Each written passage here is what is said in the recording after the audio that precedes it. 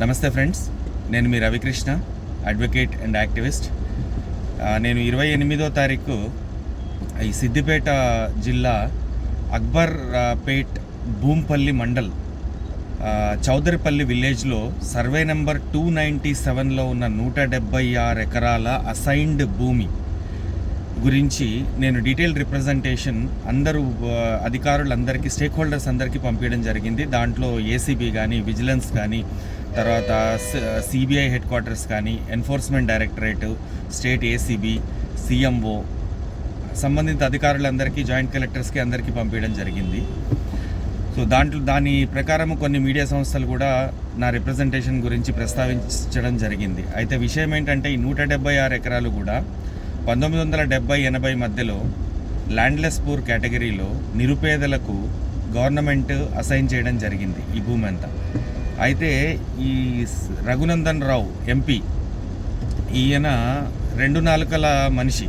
ఒకవైపు వెల్లిమెలలో అక్కడ పోయి ధర్నా చేస్తాడు, వేరే వాళ్ళు ఎవరో అసైన్ ల్యాండ్లు కబ్జా చేశారు, ఎస్టీలకు అన్యాయం జరిగింది, 80 సంవత్సరాల నుంచి దాంట్లో ఉన్నాళ్ళు అలా ఎలా చేస్తారు, అలా ఎలా ట్రాన్స్ఫర్ చేస్తారు అని చెప్పని ఈయన రోజంతా ధర్నా చేసి అక్కడ డబ్బా కొట్టుకొని వచ్చాడు. అటువంటి వ్యక్తి ఈయన స్వయంగా ఆయన కూతురు తర్వాత భార్య పేరు మీద 84 ఎకరాలు ఆల్రెడీ మ్యూటేషన్ చేసేసుకున్నాడు 176 ఎకరాల్లో. మిగతాది అగ్రిమెంట్ పైన ఉంది, అది ఇంకా ధరణిలో కానీ భూభారతిలో కానీ రికార్డులోకి రాలేదు. అయితే ఈ 176 ఎకరాలకి ఫెన్సింగ్ వేసుకొని, సీసీ కెమెరాలు పెట్టుకొని, ప్రైవేటు సైన్యాన్ని పెట్టుకొని, బౌన్సర్లను పెట్టుకొని రైతులను భయభ్రాంతులకు గురి చేస్తూ దరిదాపుల్లో కూడా రానీయకుండా తన అధికార మదంతో వాళ్ళని వెళ్ళగొట్టి ఫామ్ హౌస్ కట్టించుకున్నాడు.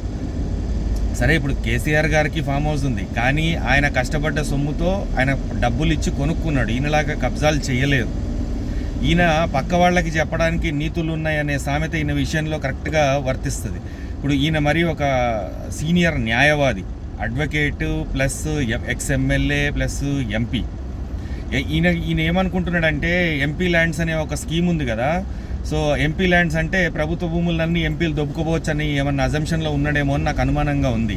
ఎంపీ ల్యాండ్స్ అంటే మీ ఎంపీ కాన్స్టిట్యున్సీలో ఏమైనా డెవలప్మెంట్ యాక్టివిటీస్ జరగాలి అంటే 5 కోట్ల వరకు మీరు రికమెండేషన్ పంపించచ్చు. అది ఎంపీ ల్యాండ్ స్కీమ్. అంతేగాని ఎంపీలు ప్రభుత్వ భూముల్ని తమ పేరు మీదకి అక్రమంగా ట్రాన్స్ఫర్ చేయించుకోవాలని కాదు.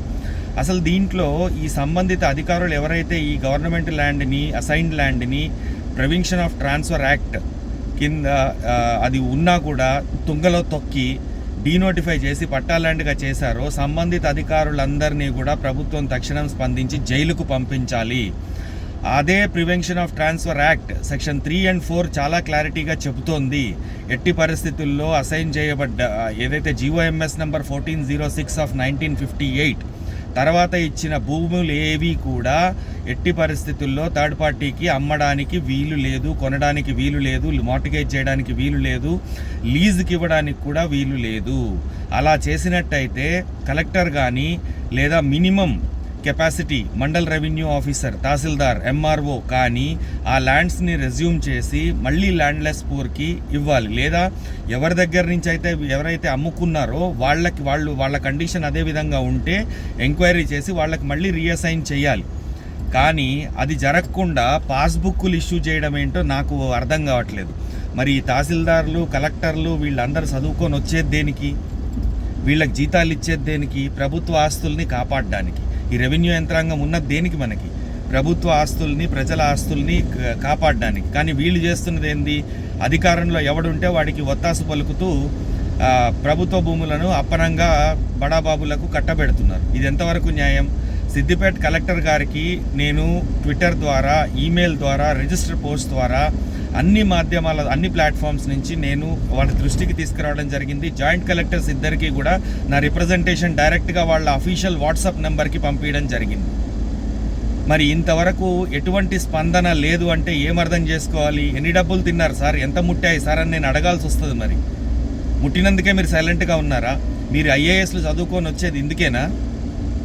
లేక ప్రజల ఆస్తులను, ప్రభుత్వ ఆస్తులను కాపాడడానికి, చట్టాలను కాపాడడానికి, చట్ట ప్రకారం నడుచుకోవడానిక? మీరు ఉద్యోగంలో జాయిన్ అయ్యేటప్పుడు చేసిన ప్రమాణం సంగతి ఏంటి?